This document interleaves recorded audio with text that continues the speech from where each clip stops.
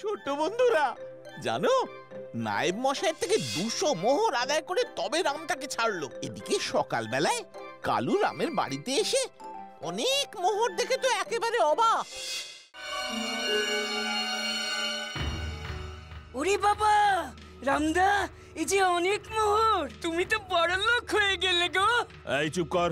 এই মোহর গ্রামের মানুষদের, মানুষের টাকা লুট করেই তো জমিদার নায়েবদের মোহর হয়। এগুলো সব গ্রামের মানুষদের বিলিয়ে দেবো রে। তারপর আরো সব যত মহাজন আছে, জমিদারের বড় লোক বন্ধুগুলো আছে, তাদের থেকেও টাকা আদায় করে গ্রামের লোকদের বিলিয়ে দিতে হবে। তারপর জমিদার বাবু। কি বলছো তুমি রামদা? তুমি গ্রামের সবার জন্য এত করছো আর নিজের জন্য কিচ্ছু রাখবে না? তাহলে তোমার চলবে কি করে রামদা? এই সব মোহর পেয়ে তো গ্রামবাসীরা বড়লোক হয়ে যাবে। তুমি কি সেই আগের মতোই থাকবে, একবেলা আধপেটা আর একবেলা উপোস? এই কালু, কি বলতে চাইছিস? আমি বলি কি, এখান থেকে কিছু মোহর নিজের জন্য সরিয়ে রাখো।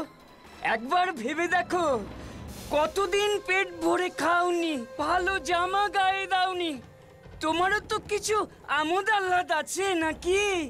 কথাটা তো মন্দ বলিসনি। তাহলে কিছু মোহর নিজের কাছেই রাখি, কি বলিস? আমি তো তোমাকে সেই কথাটাই বোঝাতে চাইছি।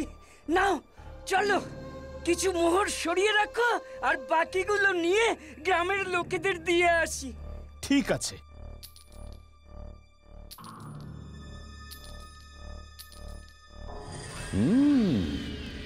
এর মধ্যেও লোভ এসে বাসা বাঁধতে শুরু করেছে। কি যে করি।